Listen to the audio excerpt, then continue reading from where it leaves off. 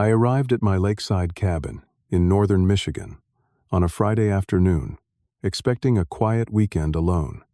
Instead, I found my daughter-in-law Diane, her parents, and a dozen relatives sprawled across my property.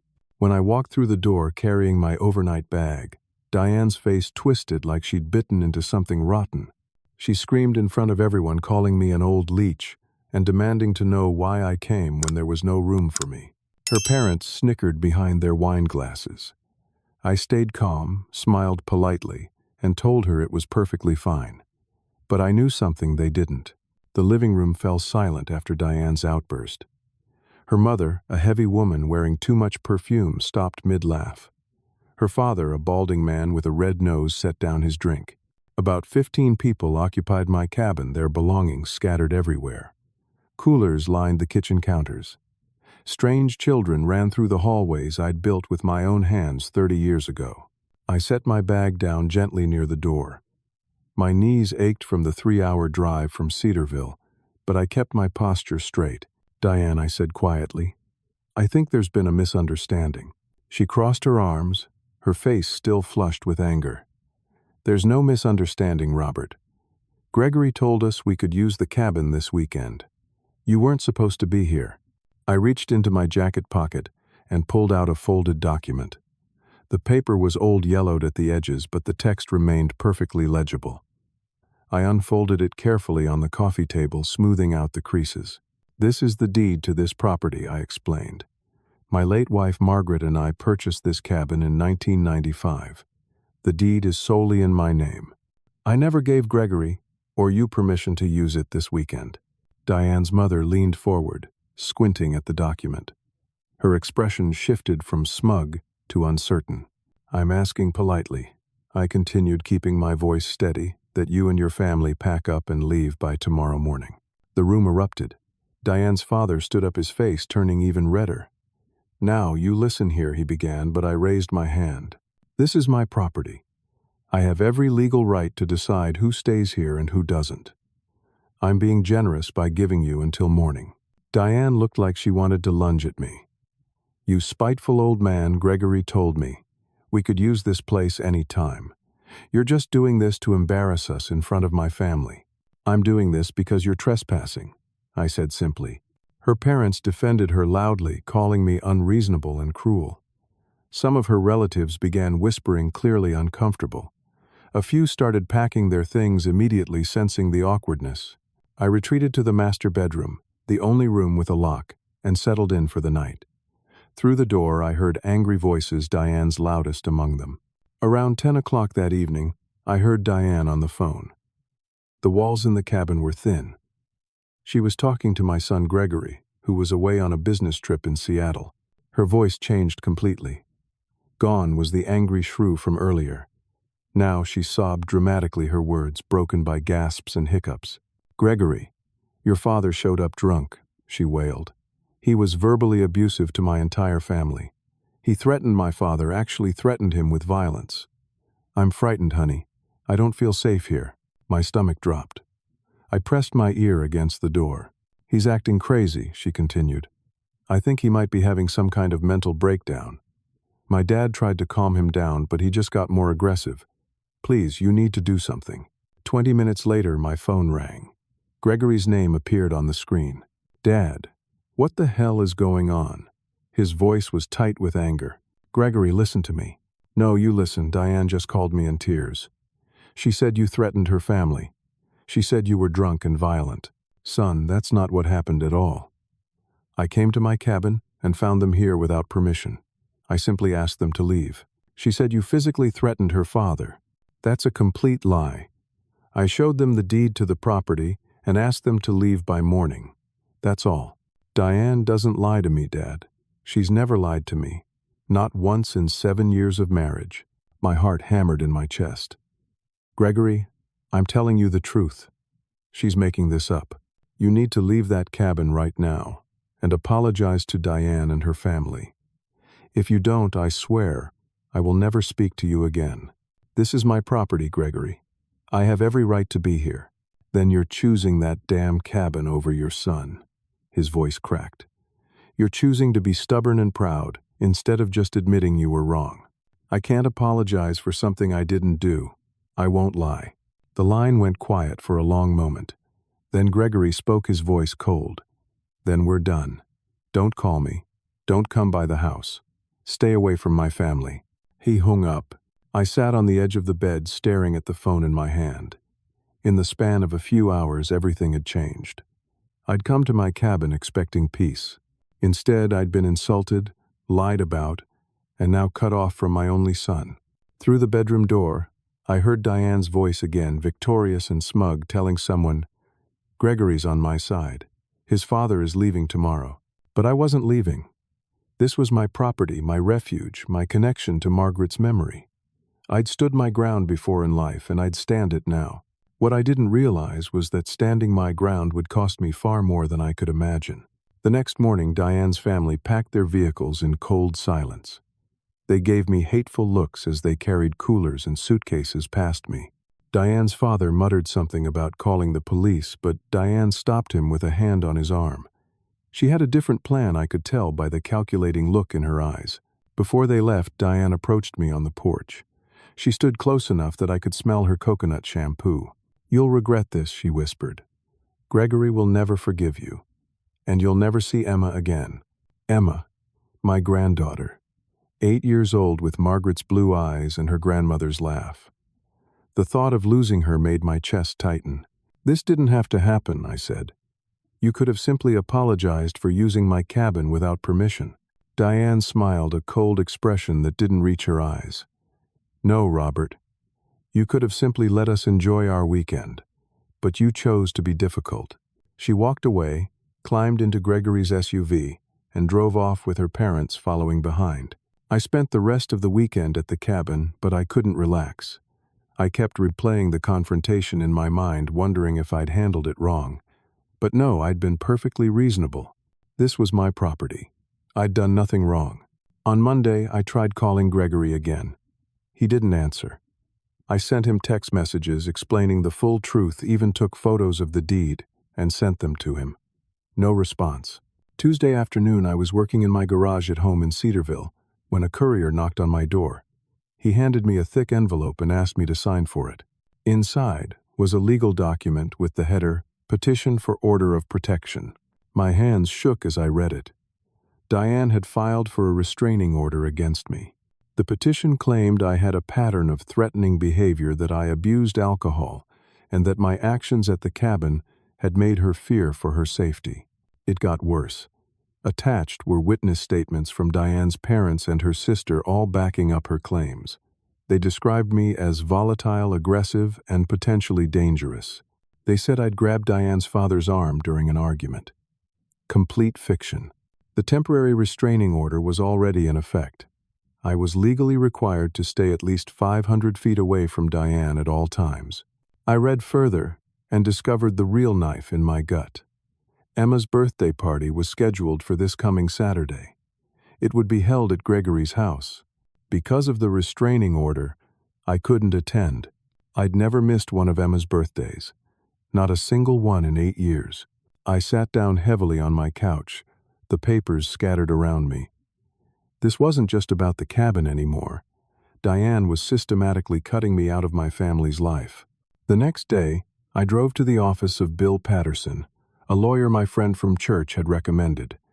Bill was in his 50s, professional, with an office full of law books and certificates on the walls. He read through the petition carefully, his expression growing more serious. "Mr. Brown, I'll be honest with you. These cases are difficult. The court tends to err on the side of caution when someone claims they're in danger. But it's all lies," I said. "Every word. I believe you. But we'll need to prove it, and that takes time. The court date isn't for 6 weeks. 6 weeks. But Emma's birthday is this Saturday." Bill looked sympathetic. "I'm sorry.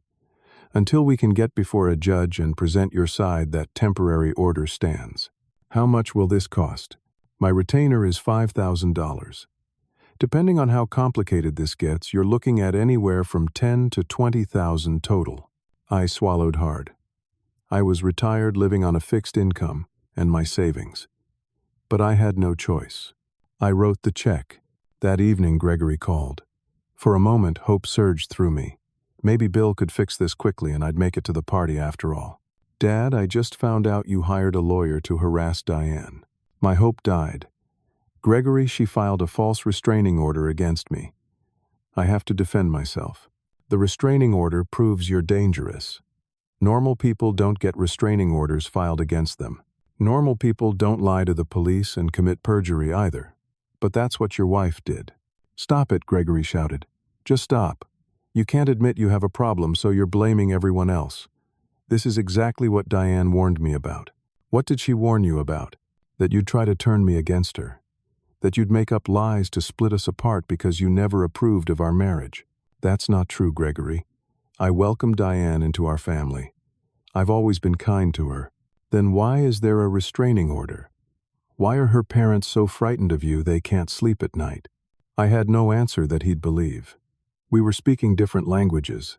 In his reality shaped by Diane's lies, I was a dangerous, unstable man. In mine, I was a victim of calculated manipulation. Don't come to Emma's party, Gregory said. If you show up, I'll call the police and have you arrested for violating the restraining order. He hung up. I sat in the darkness of my living room for a long time. The house felt empty without Margaret. She'd been gone for 3 years, and I still reached for her in moments like this. Still turned to tell her about my day before remembering she wasn't there. Margaret would have known what to do. She'd always been better with people, better at navigating complicated emotions and relationships.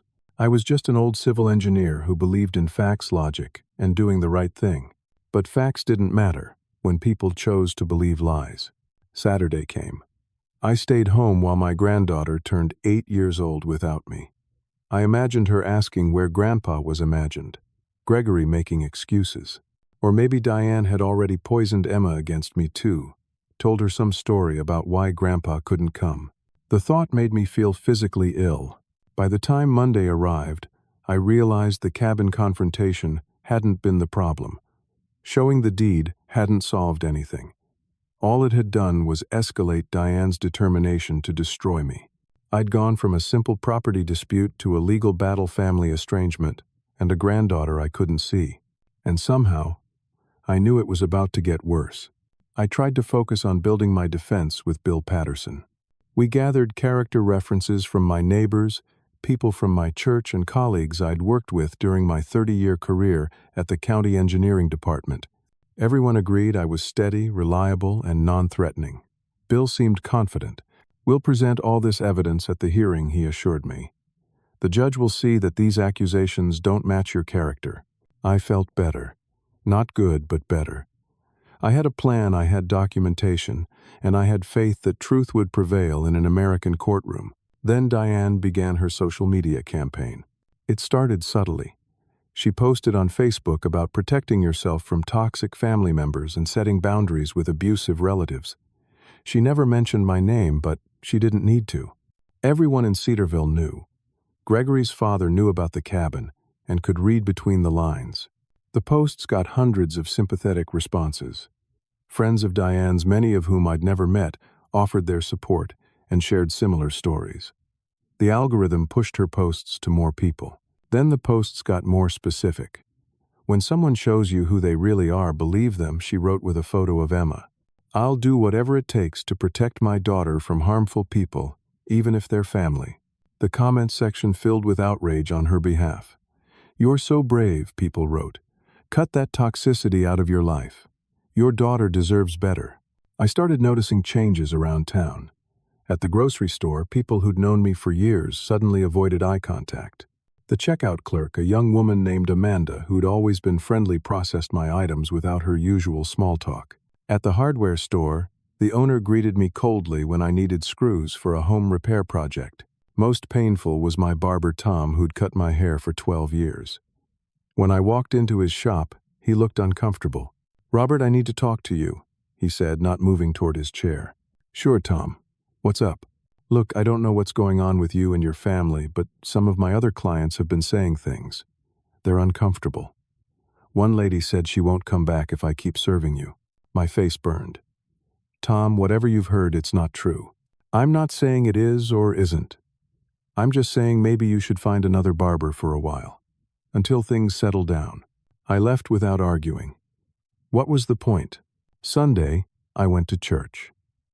I'd attended First Methodist for 20 years, sang in the choir, volunteered with the youth group teaching basic woodworking skills. The church community had supported me through Margaret's illness and death. But that Sunday, people kept their distance. My usual seat in the choir section was blocked by someone's coat, forcing me to sit alone in the back. During the fellowship hour, after service, conversation stopped when I approached. Pastor Williams pulled me aside in the hallway near his office. "Robert, we need to discuss something sensitive," he said, his expression grave. "What's wrong?" "Some members of the congregation have expressed concerns about your involvement with the youth group." My stomach sank. "What kind of concerns?" "They've heard about certain accusations." Now, I'm not saying these accusations are true, but we have to be careful. Youth safety is our top priority. "Pastor, I've never done anything inappropriate. Those accusations from my daughter-in-law are completely false. I'm fighting them in court. I understand. But until this legal matter is resolved, I think it's best if you take a break from volunteering with the children. Just temporarily." I wanted to argue, wanted to defend myself, but I saw the decision was already made. "Fine," I said quietly. I left church early, skipping fellowship hour entirely. The real blow came 2 weeks later. Diane had found a blogger who ran a website called Valley Voices Against Violence. The site focused on domestic abuse awareness and survivor stories. The blogger, a woman named Jessica, posted an interview with Diane. The piece was titled, "Breaking the Silence: One Woman's Story of Family Abuse."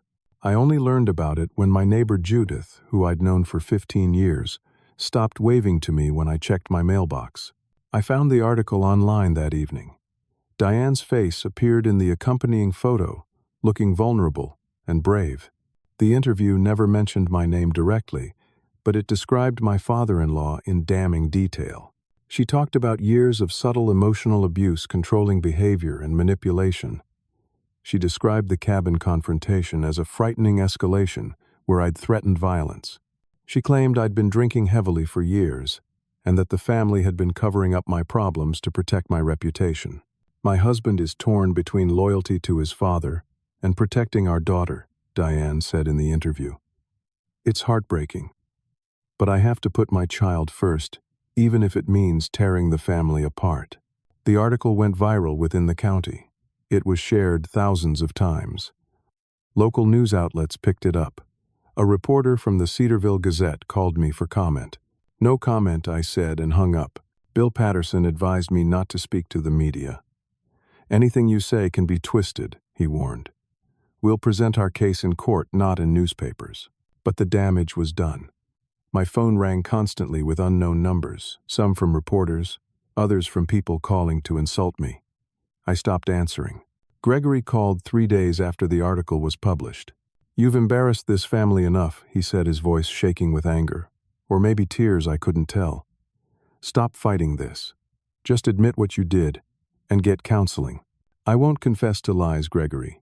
"Then you're choosing pride over your family. Don't contact us again." The worst surprise came in the mail a week later.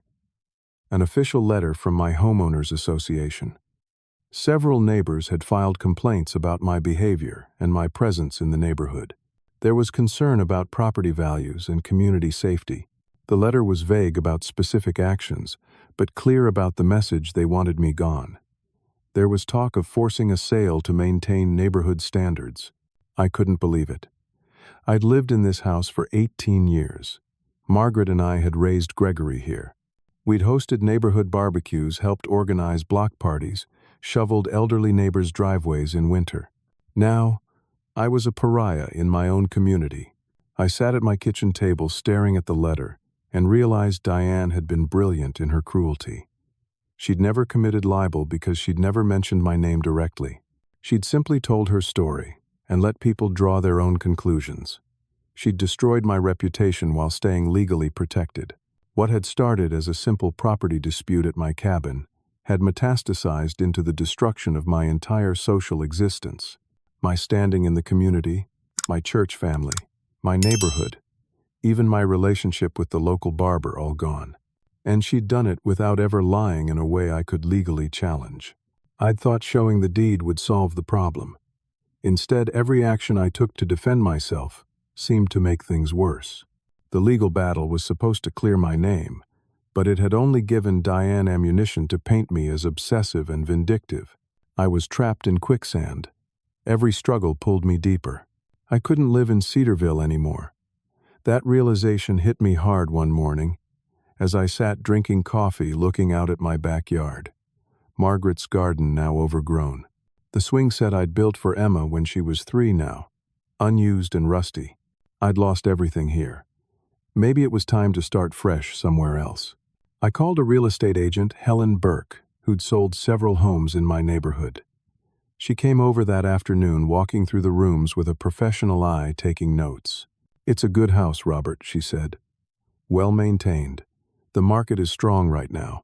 I think we can get a fair price. How long will it take to sell?" "In this neighborhood, probably a month, maybe 6 weeks." I nodded. A month seemed manageable. I'd use the money from the sale to relocate somewhere far away. Maybe Montana, maybe Arizona. Somewhere I could disappear and rebuild what was left of my life. But first I had to keep fighting the legal battle. Bill Patterson had already cost me $15,000 in fees. My savings account, which had held $73,000, was taking a beating. But clearing my name was worth any price. Or so I thought. 3 days after listing the house, my bank called. "Mr. Brown, this is Angela from First National Bank. I need to speak with you about your account." "What about it?" "There was a large withdrawal yesterday. $73,000. I wanted to confirm this was authorized." My blood went cold. I didn't authorize any withdrawal. The withdrawal was made by Gregory Brown, who's listed as a joint account holder on your savings account. The room spun. Years ago, when Margaret was dying, I'd added Gregory to my savings account as a joint holder. It was for emergencies in case I became incapacitated and couldn't handle my own finances. It was supposed to be a safety net. "Can you reverse it?" I asked, my voice barely steady. "I'm sorry, Mr. Brown. As a joint account holder, he has full legal access to the funds. There's nothing we can do." After hanging up, I immediately called Gregory. He answered on the 3rd ring. "Did you take money from my account?" I asked. "Yes." His voice was matter-of-fact, no guilt at all. "Gregory, that was my life savings. That was $73,000. And now, it's mine. Diane showed me that you were planning to cut me out of your will. She found paperwork where you were leaving everything to some charity out of spite. So I took my inheritance now." "What paperwork, Gregory? I never planned any such thing. You're my only child. Everything I have is meant for you and Emma." "Diane doesn't lie to me, Dad. She showed me the documents. Your lawyer's letterhead, your signature, everything. Those documents are fabricated. Gregory, please, you have to believe me. I'm done believing you. Consider us even. You wanted to cut me out. Fine. I cut you out first." He hung up. I sat frozen, trying to process what had happened. $73,000. Gone. My retirement security. The money Margaret and I had saved over decades of careful living, of skipping vacations and driving old cars and eating at home instead of restaurants. Diane had fabricated legal documents. She'd forged my signature or created convincing fakes. And Gregory had believed her without question. I called Bill Patterson immediately. "Bill, I have a problem." After explaining the situation, Bill was quiet for a long moment. "Robert, I'm sorry, but without that money, I can't continue representing you. Can't we work something out, payment plans? I'm already owed another $5,000 for work I've done this week. I can't take on a case this complicated without payment. I'm sorry." He withdrew from my case the next day. I was alone. No lawyer. No savings. And a court date approaching where I'd have to defend myself against a professional liar and her family of enablers. The stress manifested physically. One morning I woke up with crushing chest pain. I thought I was having a heart attack. I drove myself to the emergency room where they ran tests and kept me for observation. "Your heart is okay," the doctor said, a young woman with kind eyes. But your blood pressure is dangerously high. You're at serious risk for a stroke or heart attack if you don't manage your stress. How am I supposed to manage stress? I asked bitterly. She prescribed medication and strongly advised me to eliminate stressors from my life. I didn't bother explaining that the stressor was my daughter-in-law systematically destroying me. While I was dealing with health problems, Diane filed additional paperwork with the court. She submitted a motion claiming my obsessive fight against the restraining order proved I needed psychiatric evaluation. She argued I was mentally unstable and dangerous. The court agreed to order a mental health evaluation before the hearing. Meanwhile, the house wouldn't sell. Helen called me 2 weeks after listing it. "Robert, we need to talk about the price. Why, you said the market was strong." "It is. But I've done some research. That article about you, it's created a problem. Potential buyers. Google the address and see your name associated with the property. They're concerned. So what do you recommend?" "We need to drop the price." Significantly. We reduced it by $30,000. Still no offers. Every solution I tried created 2 new problems. I'd thought legal representation would save me, but losing my lawyer left me more vulnerable. I'd thought moving away would solve things, but my house had become unsellable baggage. I thought standing my ground was noble, but it had cost me my health, my money, and my future. I was $73,000 poorer, banned from my family, poisoned in my community unsellable house court-ordered psychiatric evaluation, pending, and facing a legal battle alone.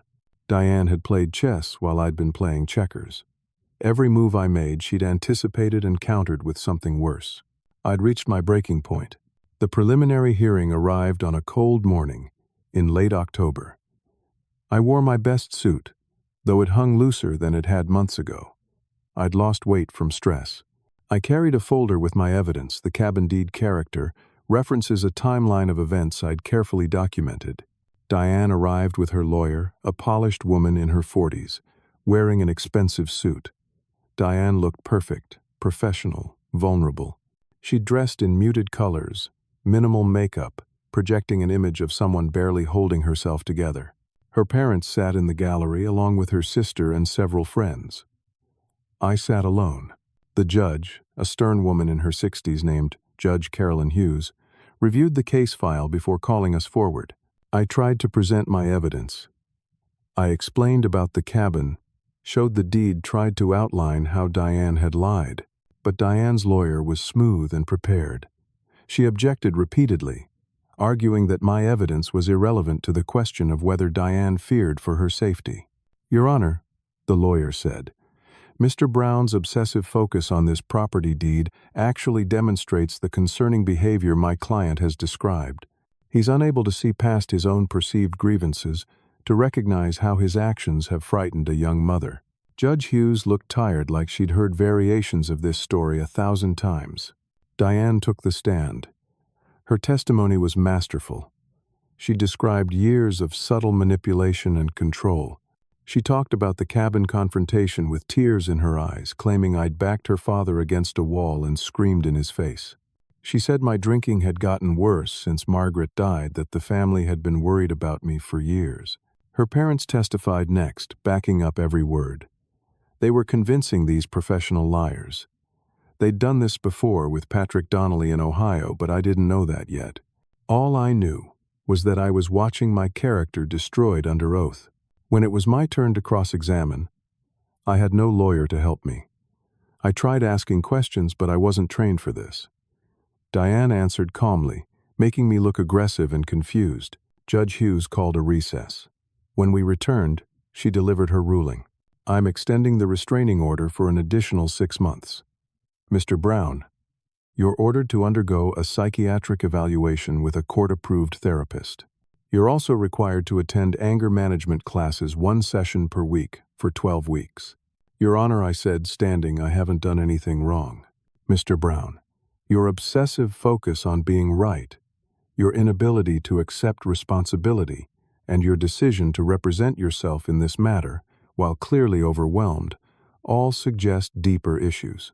The evaluation and classes are for your own good." I left the courthouse in a daze. I'd presented facts, documentation, and character witnesses. None of it had mattered. The judge saw a stressed, elderly man without a lawyer arguing obsessively about a property deed. She saw exactly what Diane wanted her to see. I sat in my car in the courthouse parking lot and cried. 67 years old, sitting in a 15-year-old sedan crying like a child. I couldn't remember the last time I'd cried, not even at Margaret's funeral. Everything I valued had been stripped away. My reputation, my savings, my family, my granddaughter. My own son had robbed me and called it justice. The restraining order meant 6 more months without seeing Emma. 6 more months of being cut off. By then she'd be almost 9. Would she even remember me? That night I sat in my empty house considering giving up entirely. Maybe I should just sign over everything to Gregory and Diane. The cabin, the house, whatever was left. Maybe I should just disappear to some small town where nobody knew me and live out my remaining years in anonymous peace. I'd failed to protect what mattered. I'd failed Margaret's memory. I'd failed our son. I'd failed myself. I pulled out an old photo album from the closet. Margaret smiled at me from dozens of pictures. Our wedding day. Gregory's birth. Family camping trips at the cabin. Our 25th anniversary. Standing on the dock, Margaret's arms around me. I turned that last photo over. On the back, in Margaret's careful handwriting, to my Robert. You've always protected our family. I love your strength.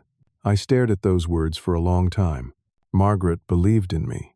She'd believed in my strength, in my ability to protect our family.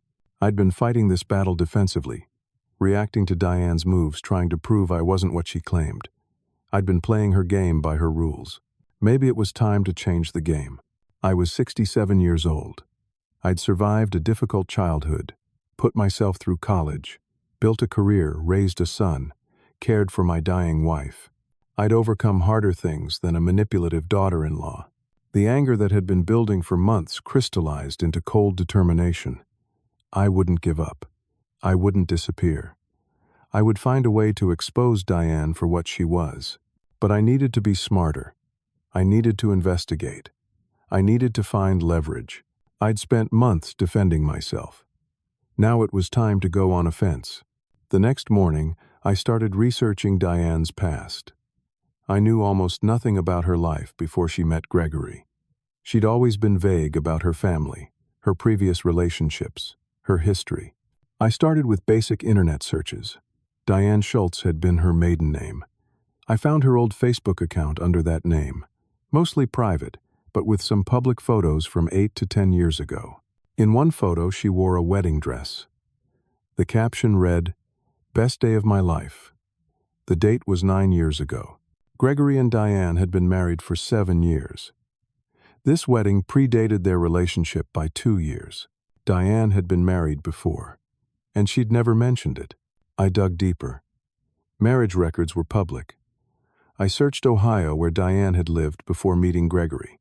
I found the record in Franklin County. Diane Marie Schultz married Patrick Joseph Donnelly on June 15, 9 years ago. I found their divorce record too, filed 3 years later.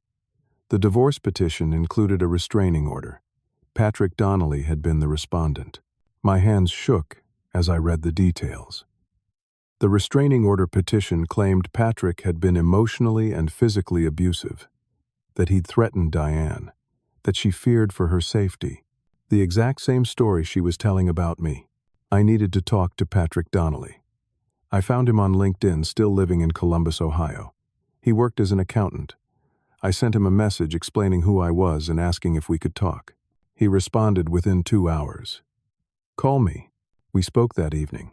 Patrick's voice was weary, like he'd lived through something that had aged him beyond his years. "She did the same thing to you," he said. "It wasn't a question. Tell me what happened." Patrick's story poured out. He'd met Diane at a charity event.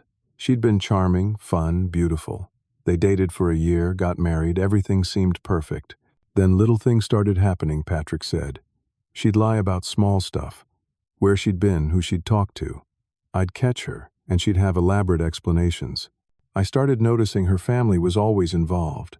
Her parents, her sister, they'd back up her stories. When did it escalate? About 2 years in, I wanted to start a business. I had some money saved up. Diane encouraged me, said her father could help with connections. I put everything into it. Then the business started having problems. Clients canceled, suppliers had issues.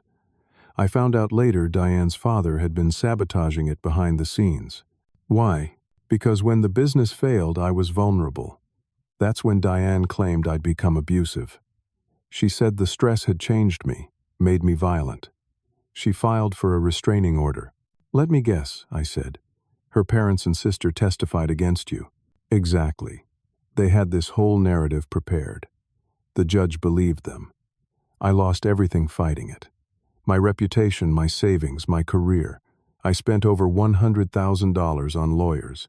Eventually, I just gave up and moved away. Did you ever figure out why they did it? Patrick was quiet for a moment. I think it's how they operate. They target successful men, help Diane get close, then systematically destroy them. They extract money through the relationship and the divorce. It's like a family business. I need proof, I said. Can you help me? I kept everything. Documents, recordings, evidence that proved she was lying. I kept it in case I ever needed to defend myself again. I'll send you copies of everything. 3 days later, a thick envelope arrived by overnight mail. Inside were court documents, financial records, transcripts, and a detailed timeline Patrick had created showing how Diane and her family had systematically destroyed him. The pattern was unmistakable. It was exactly what she was doing to me. But I couldn't just present this in court. Diane's lawyer would object that it was prejudicial, that past relationships weren't relevant to whether I'd threatened her at the cabin. I needed something current, something undeniably illegal. I scraped together money from selling Margaret's jewelry pieces I'd planned to give to Emma someday. The guilt hurt, but I needed that money now. I hired a private investigator named Sharon Hewitt. She was in her 50s, former police detective, highly recommended. She charged $150 per hour. What am I looking for? Sharon asked. Anything illegal. Anything that proves Diane is running a scam. Sharon worked for 3 weeks. She followed Diane, monitored her online activity, interviewed people who knew her. The bills added up quickly, but I paid them with money from the jewelry sale. Finally, Sharon called me. I found something. We met at a coffee shop in the next town over. Sharon slid a folder across the table. Your daughter-in-law has been running multiple online fundraisers. Look at this. Inside was a printout of a GoFundMe campaign. Diane's photo appeared at the top, looking vulnerable and scared. The title read, "Help Me Escape Domestic Violence." The description was heartbreaking. She described fleeing an abusive situation, needing money for legal fees, therapy, and to keep her daughter safe.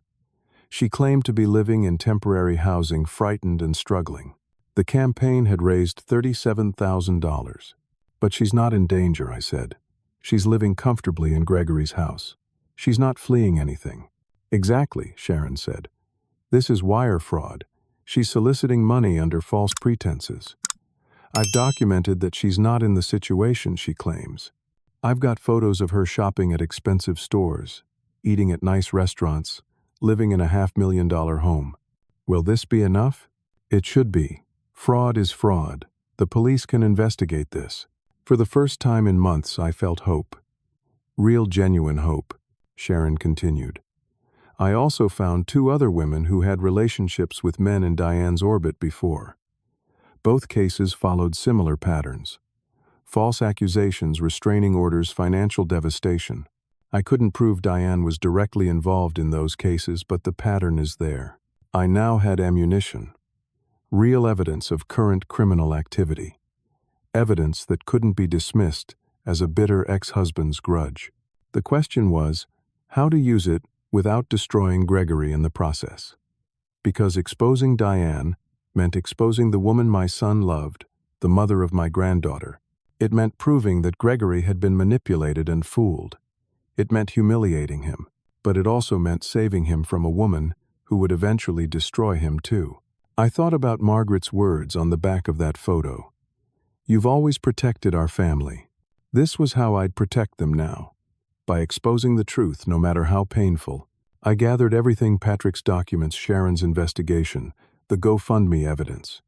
I drove to the Cedarville Police Department and asked to speak with a detective. Detective Maria Santos met with me in a small conference room. She was in her 40s, professional, with intelligent eyes that didn't judge me as I laid out everything. She listened carefully, taking notes.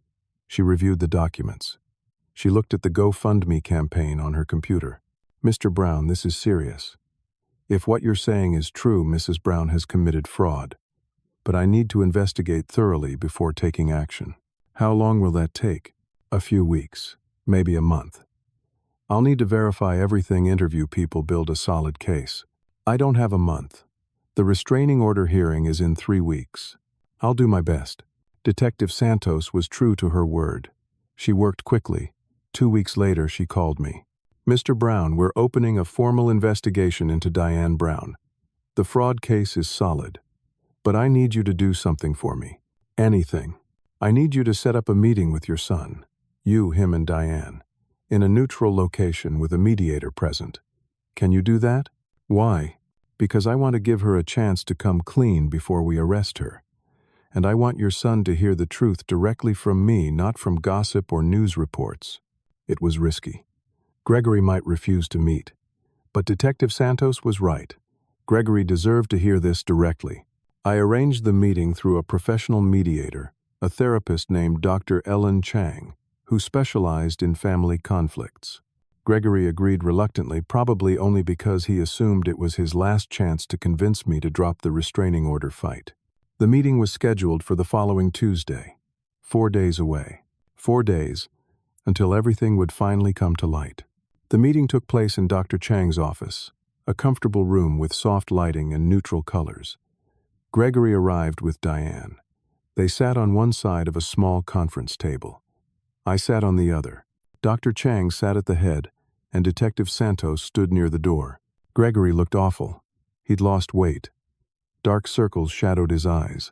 Diane held his hand, playing the supportive wife perfectly. "Thank you all for coming," Dr. Chang began. "This is a safe space for honest conversation. Robert, you asked for this meeting. Would you like to start?" I took a deep breath. "Gregory, I love you. You're my son. Everything I'm about to show you, I'm showing you because I want to protect you and Emma." I slid a folder across the table. Inside was everything: Patrick Donnelly's documents, the pattern of false accusations, Sharon's investigation, and finally, screenshots of the GoFundMe campaign. Gregory opened the folder slowly. Diane's face went pale when she saw the contents. "What is this?" Gregory asked. "The truth," I said. "Diane was married before she met you. Her name was Diane Schultz. She married a man named Patrick Donnelly in Ohio. She destroyed him with false accusations of abuse, exactly like she's doing to me now." Diane spoke quickly. "Robert, that's not fair. Patrick was abusive. I had to protect myself." "Then explain this." I pointed to the GoFundMe screenshots. "You've raised $37,000 claiming to be fleeing domestic violence and living in poverty. But you're living in a $500,000 home. You shop at expensive stores. You're not in danger or poor." Gregory stared at the screenshots. "Diane, what is this?" "I can explain," she said, her voice shaking. I was scared. I needed money for legal fees. I exaggerated some details, but "You lied," I said flatly. "You committed fraud. You took money from people who believed you were in danger." Detective Santos stepped forward. "Mrs. Brown, I'm Detective Maria Santos with the Cedarville Police Department. We've been investigating your fundraising activities. We have evidence that you solicited funds under false pretenses. That's wire fraud, a federal crime." Diane's eyes widened.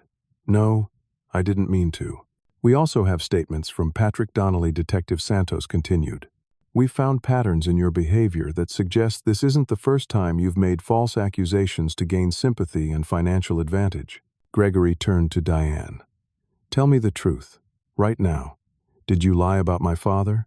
Diane tried to maintain her composure, but it was cracking. Tears formed in her eyes, but they looked different now. Calculated, desperate. "Gregory, you have to understand. I was trying to protect us. Your father was trying to control everything. The cabin, our lives. I had to take action. Did you lie?" Gregory's voice was steel. "I may have exaggerated some things, but did you lie?" The room was silent. Diane looked around, realizing she had no allies left. Even Dr. Chang watched her with professional neutrality that felt like judgment. "Yes," Diane whispered finally, "but only because—" Gregory stood up so fast his chair fell backwards. "Get out. Gregory, please. Get out of this room. Get out of my house. Get out of my life." Diane tried to grab his arm, but he pulled away. "You turned me against my father. You made me steal from him. You made me abandon him when he needed me. You poisoned everything. I did it for us. For our family, we're done." Gregory's voice broke. "I'll file for divorce tomorrow." Diane looked at me with pure hatred. "This is your fault. You ruined everything." "No," I said quietly. "You did this to yourself." Detective Santos escorted Diane out. Before she left, Santos said, "Mrs. Brown, don't leave the county. We'll be in touch about formal charges." After Diane left, Gregory collapsed into his chair. He put his head in his hands and sobbed. Deep, wrenching sobs that came from somewhere broken inside him. I moved to his side of the table and put my hand on his shoulder. He grabbed me and held on like a drowning man clutching a life raft. "I'm so sorry, Dad. I'm so sorry." "I know, son. I know. I stole from you. I abandoned you. How can you ever forgive me? You're my son. There's nothing to forgive. You were manipulated by someone who's very good at it." We sat like that for a long time, father and son, beginning the long process of healing. Over the next few weeks, everything unraveled for Diane. Detective Santos arrested her on fraud charges. The local news ran the real story.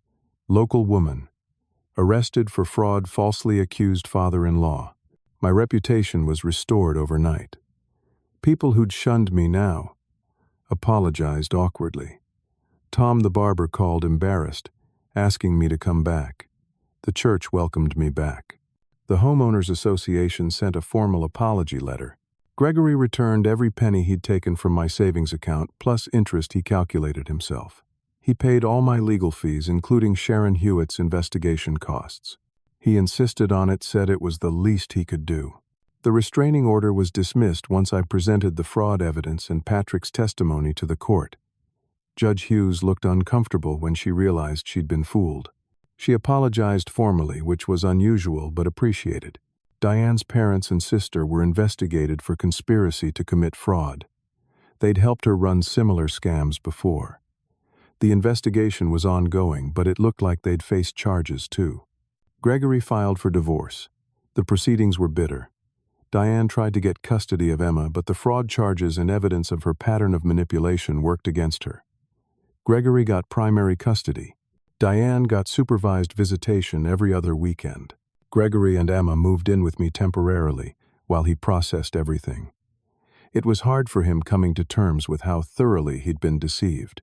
We spent long evenings talking me, helping him understand that being fooled by a professional manipulator wasn't his fault. One Saturday morning, Gregory, Emma, and I drove up to the cabin together. It was Emma's first time there in months. She ran down to the dock, excited to try fishing like she had when she was younger. Gregory and I sat on the porch watching her. "I don't know how you stayed strong through all that," Gregory said. "She destroyed everything. Your reputation, your money, your health. How did you keep fighting?" I pulled out the old photo of Margaret and me on our anniversary. I showed him what she'd written on the back. "Your mother believed I could protect our family. I couldn't let her down." Gregory's eyes filled with tears. "I miss her." "Me too, son. Every day." Emma caught a small bass and squealed with delight. We both smiled. "Thank you for not giving up on me," Gregory said. "You're my son. I'll never give up on you." That night after Emma fell asleep, Gregory asked me something I'd been wondering about myself. "Dad, what did you learn from all this?" I thought carefully before answering.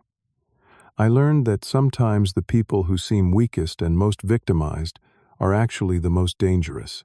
I learned that truth takes time to surface, but it always does eventually, if you're patient and strategic. I learned that family bonds can be broken by lies, but rebuilt with honesty and effort. And I learned that giving up is the only way to truly lose. Gregory nodded. I learned something too. I learned that believing someone completely without question is dangerous. Even someone you love, even someone you trust. I should have listened to you earlier. I should have questioned Diane's story. You loved her. Love makes us vulnerable. It won't happen again. We sat in comfortable silence. The cabin warm around us, 3 generations of family beginning to heal. The legal system moved slowly, but justice came eventually. Diane pled guilty to wire fraud and received 2 years probation community service and was ordered to repay the $37,000 she'd fraudulently raised. Her parents faced their own charges. Patrick Donnelly sent me a message saying he felt vindicated after years of people thinking he was the villain. My house eventually sold once the news story cleared my name. I got a fair price. I kept the cabin, though. That would never be sold. It was Margaret's legacy, my connection to her, and now it would be Emma's inheritance. Life returned to something approaching normal. Better than normal, actually. Gregory and I were closer than we'd been in years. Emma spent every other weekend with me. I taught her woodworking in the garage the way I'd once taught her father. Sometimes late at night, I'd look at Margaret's photo and talk to her. I protected them, I'd say. It took everything I had, but I protected our family. I'd like to think she was proud of me. The experience changed me. I was more cautious now, more aware that people aren't always what they seem. But I wasn't bitter. I'd fought a war and won. I'd exposed evil and protected the people I loved. That was enough. As I sit here now reflecting on everything that happened, I realize that my story isn't unique. There are other people out there fighting similar battles against manipulation and lies. If you're one of them, I want you to know, don't give up. Document everything. Seek the truth. Be patient. Justice might take time, but it comes to those who persist. And to anyone who's been cut off from their family by someone else's lies, keep fighting to expose the truth. Your family is worth it. The pain of the fight is temporary. The pain of giving up lasts forever. I've got my son back. I've got my granddaughter. I've got my reputation and my dignity. Diane took a year of my life, but she couldn't take what mattered most. In the end, truth is stronger than lies, and love is stronger than manipulation. That's what Margaret taught me. That's what I'll teach Emma. And that's what I hope anyone hearing this story takes away. Never stop fighting for the truth, because the truth is worth fighting for. Now I have a question for those of you listening. Have you ever faced a situation where someone close to you tried to turn your family against you? How did you handle it? What would you have done differently? I'd love to hear your thoughts in the comments below. Your stories might help someone else who's going through something similar right now. If this story resonated with you, please take a moment to like this video and subscribe to the channel. Share it with someone who might need to hear that they're not alone in their struggle. Your support helps us continue sharing these important stories. Thank you for listening to my story. I hope it brought you some perspective, maybe some comfort if you're facing your own battles. Remember, no matter how dark things seem, morning always comes. Take care of yourselves and your families. Stand firm in the truth, and never ever give up on the people you love.